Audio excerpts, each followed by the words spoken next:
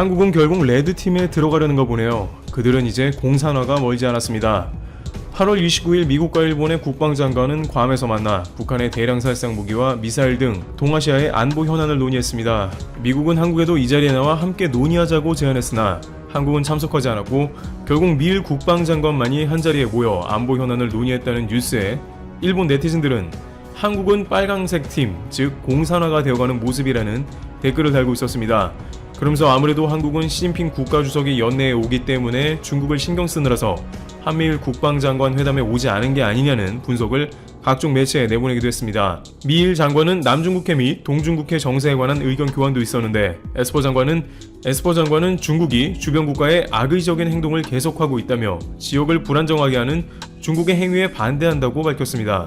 그러다 보니 한국은 동북아의 안보, 미국 중심의 동맹 라인에서 멀어지는 게 아니냐는 의견을 일본의 우익 매체들이 내고 있는 것이죠. 일본의 데일리 온라인은 이제 한국은 미국이 불러도 오지 않는다는 의견을 내면서 한국은 나라를 북한과 연방정부를 수립하려는지 모른다라면서 근거 없는 기사를 내기도 했습니다. 북한에 그렇게 당하고도 한국은 북한을 의식해서 한미일 간의 힘을 합쳐 동북아 안보를 도모하는 중차대한 회의 장소에 오지 않았다는 주장을 하는 것입니다. 언뜻 보면 일본의 말은 그럴듯합니다. 쉽게 말해 한국을 지켜주는 것은 미국이고 주한미군도 있는데 한국은 등을 돌리고 있다는 논조를 만들기 때문입니다. 그러나 한국 입장에서는 중국과 북한은 둘째치고 최근에 한미일이 함께 만나는 자리가 어떤 식으로 돌아갈지 신중하게 생각해 봐야 한다는 것입니다. 그 자리에서 사실상 가장 중요한 점은 미일 간의 새로운 미사일 시스템을 구축하는 것이었습니다. 일본은 미국의 이지스 어쇼 미사일 방어 시스템이 너무 많이 돈이 드는 데다가 아직 기술적 문제도 있기에 고노다로 방위상은 아베 총리를 설득해 이 계획을 철회하였고 미국의 새로운 미사일 배치를 논했습니다. 트럼프 행정부 특성상 미국의 새로운 미사일을 대량으로 수출할 비즈니스의 찬스를 놓칠 리는 없는 것이고 예상보다 빠르게 미일 간의 회담이 이루어진 것입니다. 곧 실무진 협의를 통해서 일본의 미사일이 대거 들어올 수 있다고도 관측이 되고 있습니다. 특히 일본은 이지스 어쇼는 방어만 하는 데 비해서 이제는 북한 등 일본을 위협하는 세력을 선제 공격하는 미사일을 도입하면서 그 체제를 미국을 통해서 완성하려는 것으로 예상되며 앞으로 일본 무장화를 평화헌법 개정을 통해 적극 추진할 것으로 보입니다. 또한 미일 간의 주된 의제가 북한 미사일 관련한 사안이기도 했으므로 북한의 모든 대량 살상 무기와 탄도미사일 폐기를 위해 유엔 안전보장이사회의의 제재 결의를 완전히 이행하도록 하는 것이 중요하다는 점에서 의견 일치를 이뤘습니다. 일본은 북한 미사일을 제1순위로 경계하고 있습니다. 틈만 나면 일본 근처 바다는 물론이고 도쿄 상공으로 미사일을 통과시키기도 했기 때문입니다. 그런데 이러한 일본 무장화에 대한 논의가 중심이 되는 회의에 한국이 갈 필요성이 크게 없는 것입니다. 게다가 일본은 미국이 있으니 지소미아 얘기를 꺼내 한국의 협약을 유지하라고 압박하려고 했습니다. 자신들은 수출 규제를 유지하면서도 지소미아는 끊는 것이 두려워 계속 미국을 활용하는 모습입니다. 결과적으로 보면 굳이 일본이 미국을 앞에 두고 한국을 곤란하게 하는 장면이 연출되는데 여러 가지를 고려하면 불편한 자리였던 것이고 우리 정부는 국내의 코로나 확산도 고려했습니다. 이것을 두고 중국이나 북한을 따라가려고 한다며 또 한국 공산화 이야기를 꺼낸 것은 억지라는 것입니다.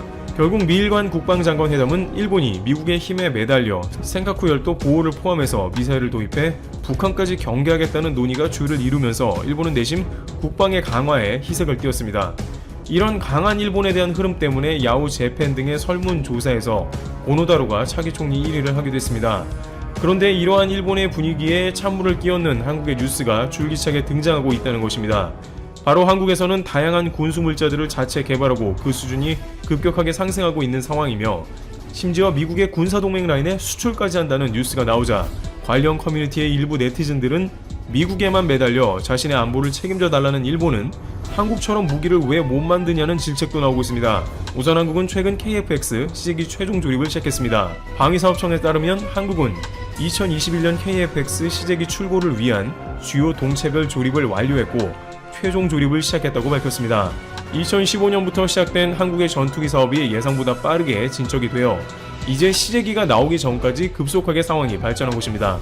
그 과정에서 미국은 레이더 기술 이전을 거부해서 전투기의 핵심인 레이더가 없이 사실상 무산되는 게 아니냐고 했지만 KF-X는 한국 자체적으로 개발된 에이서 레이더가 장착되어 핵심 항전 장비를 갖추게 됐습니다. 현재 이를 컨트롤하기 위한 막바지 소프트웨어 작업이 진행 중으로 시제품 출고와 맞추어 개발이 완료된다면 한국형 전투기가 거의 완성되는 셈입니다.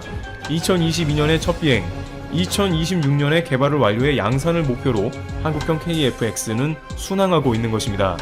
한국과 일본은 현재 경쟁적으로 F-35 스텔스 전투기를 도입하고 있는 상황입니다만 천문학적인 비용이 들어가니 자체적인 전투기가 믹스가 된다면 한국은 다양한 옵션을 갖게 되므로 공군 전력이 그야말로 급상승하게 되는 것입니다.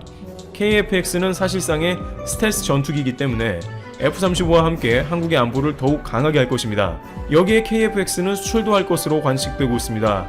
인도네시아와 KF-X 사업을 한 건 실수라고 얘기되고 있으나 인도네시아는 한국의 T-50과 FA-50을 수입해 운용 중으로 스텔스급 KF-X 전투기의 수입도 유력하게 예상되고 있습니다. 국방 관계자는 2030년 미국의 F-16이 퇴역 시기가 오면 한국의 FX가 그중 5%만 흡수를 할 수 있다고 하면 약 100조 원의 수출이 가능하다고 내다봤습니다. 일본의 한 국방 매체는 이에 관해 시샘이 났는지 한국의 KF-X는 이스라엘의 레이더 기술 및 전자제어 관련 기술이 대거 들어갔기 때문에 무슬림 국가인 인도네시아를 비롯해 중동 시장은 포기하는 게 좋다는 의견을 제시하기도 했습니다만 그렇게 따지면 전 세계의 모든 무기들이 미국과 이스라엘 기술이 안 들어간 게 별로 없기 때문에 순수 러시아나 심지어 중국제 무기를 사야 한다는 결론에 다다릅니다. 실제로는 반미를 주창하는 많은 중동 국가들에서도 성능 좋은 미국 무기를 우회로를 통해 수입하는 것으로 전해지므로 사실상 한국의 KF-X는 얼마든지 환영받을 아이템으로 단지 잘 안되기를 바라는 근거 없는 주장이라는 것입니다. 그리고 일본이 주장하는 한국 공산화에 더욱더 찬물을 끼얹는 것은 미 동맹체의 한국산 군수물자 수입이 계속해서 증가한다는 것입니다. 한화 디펜스는 9월 2일 K9 자주포가 호주 육군 자주포 획득 사업에 단독 후보 기종으로 선정됐다고 밝혔습니다. 사실상 수출이 된 것이나 다름없는 것입니다. K9 자주포 30문과 K10 탄약 운반 장갑차 15대를 납품하는 이번 사업에 호주 정부는 1조 원가량의 예산을 편성했습니다. 한 호주 정상이 지난해 9월 국방 방산 협력을 주요 의제로 정상회담을 하고 그해 12월 양국 외교 국방장관이 방산 협력 확대 방안을 논의하는 등 양국 국방 협력이 강화된 것도 영향을 미친 것으로 보입니다. 한화 디펜스 관계자는 호주 법인을 설립해 현지 생산시설 구축을 계획하고 호주 방위산업 활성화를 위한 다양한 지원 방안을 모색하는 등의 현지화 노력도 이번 후보 선정에 영향을 준 것으로 분석된다고 말했습니다.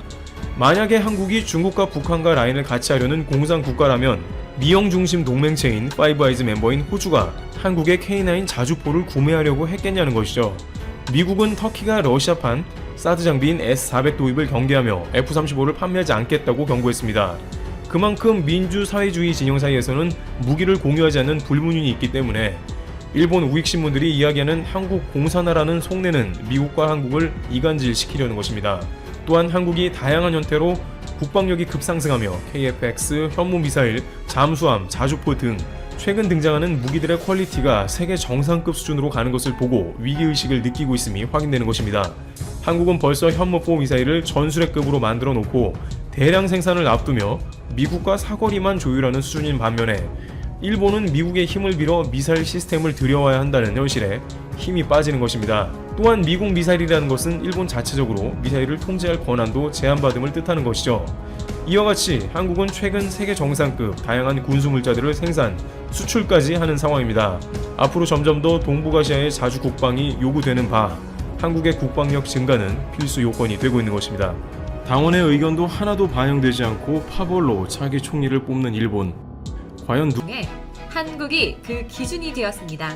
특히 외신이 K방역 성과를 소개할 때 신속하고 효과적인 정책 대응, 성숙한 시민의식, 전문성을 갖춘 긴급 구호 등 많은 부분에서 전 세계가 배워야 한다며 극찬했습니다. 외국의 석학들도 우리나라의 저력을 주목하고 있는데요.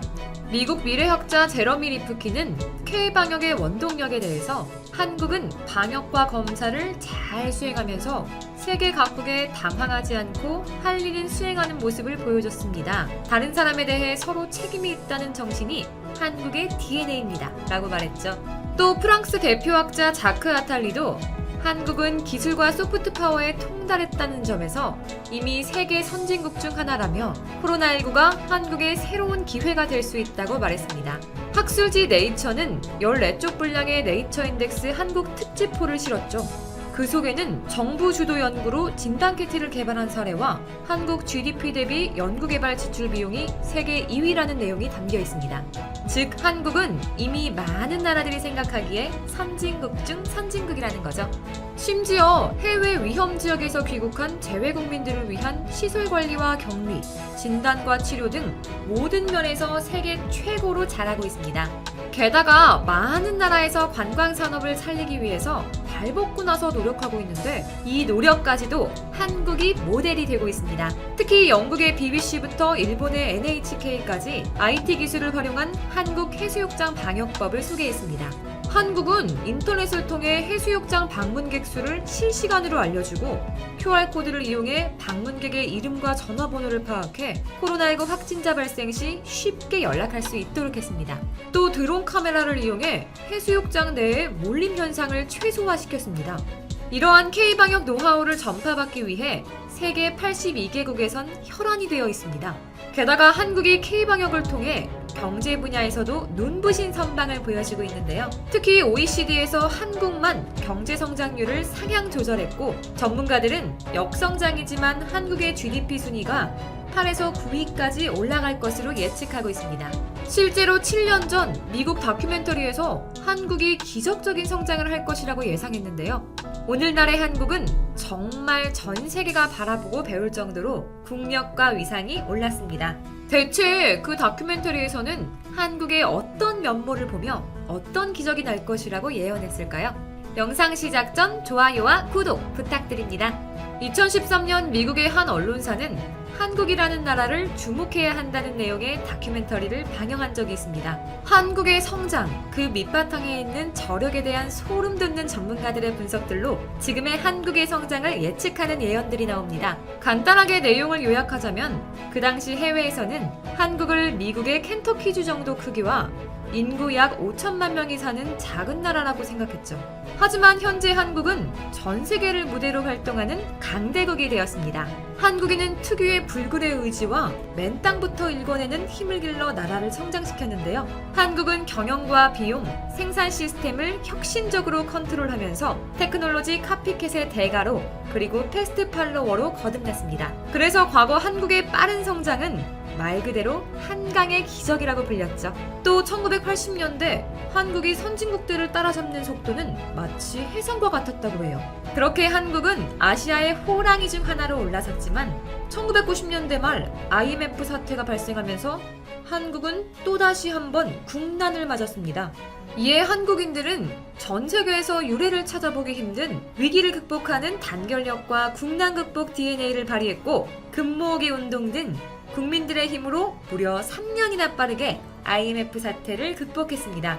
이제 한국은 세계 4대 스포츠 대회 그랜드슬램을 달성한 5번째 국가일 뿐만 아니라 2009년에는 세계 9위의 수출국이 되었고 현재는 세계 6위의 수출국으로 성장했죠. 또 디스플레이 패널, 메모리 칩, 선박 제조에서 1위를 차지하고 있고요. 전 세계 스마트폰 점유율 1위, 자동차 5위, 석유화학과 철강, 직물도 10위권에 들어가며 놀라운 위치로 올라섰습니다. 2010년에는 아시아 최초로 G20 정상회의를 개최하고 2014년에 1조 달러 클럽에 들어가는 등 한국은 국력을 성장시켜 그 위상을 높였습니다. 또 이 다큐멘터리에서 한국이 새로운 시장을 단기간에 공략하는 능력과 한국인의 특유의 과감함으로 라이벌 국가들이 두려워하는 시장에도 과감히 진출할 것이라고 예측했습니다. 실제로 이미 일본이 꽉 잡고 있던 베트남부터 인도네시아까지 공략해 지금은 한국이 그 시장들을 빠르게 점유해가고 있죠. 여기에서도 만족하지 않은 한국은 소프트 파워로 한국인들의 저력을 전 세계에 보여줬습니다. 그리고 놀랍게도 그 다큐멘터리에선 한국이 곧 세계 시장을 장악할 것이라고 예측했죠.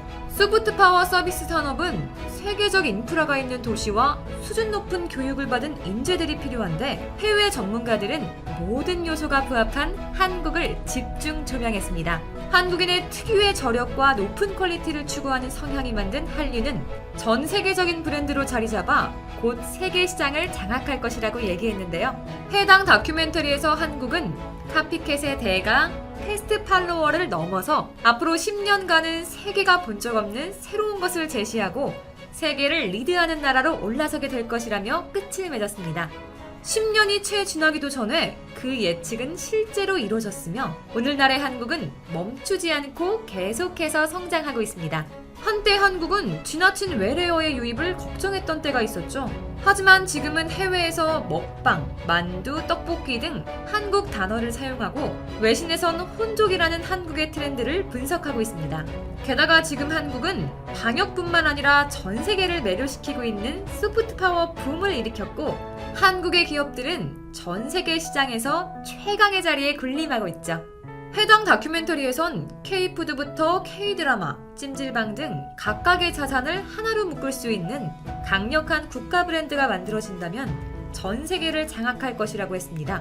그런데 진짜 놀랍게도 현재 K컬처, 한류라는 국가 브랜드가 만들어져 뜨거운 사랑을 받고 있으며 특히 이번 코로나 사태로 언택트 시대가 도래하면서 한류 콘텐츠가 전 세계를 매료시켰죠. 그리고 그 어떤 나라도 감히 따라오지 못하는 선진 IT 강국의 면모를 보여주며 이를 활용해 효율적으로 국가 브랜드를 수출하고 있습니다. 이제 한국은 아시아에서만 각별히 사랑받는 존재를 넘어 전 세계의 사랑을 받는 국가로 성장할 것입니다. 특히 언택트 시대에 대비되어 있는 한국은 전 세계의 기준이 돼 더욱 발전할 것입니다. 이러한 흐름을 파악한 펜실베니아 주립대학교 샘 리처드 교수는 자신한테 자식이 있다면 반드시 한국어를 가르치고 서울로 유학 보내겠다 할 정도로 한국을 반드시 알아야 한다고 가르치고 있습니다. 특히 한국이 경제적으로 해왔던 것처럼 할 수 있는 나라는 그 어떤 나라도 절대 없다고 말했습니다. 그리고 아시안쿨은 전 세계의 주요 흐름이 될 것이고 한국이 그 중심이 될 것이라고 얘기하죠. 그렇게 각 나라에선 한국의 문화를 배우고 싶어 유학을 올 정도로 성장했으며 이제는 한국이 전 세계를 선도하는 시대가 왔습니다.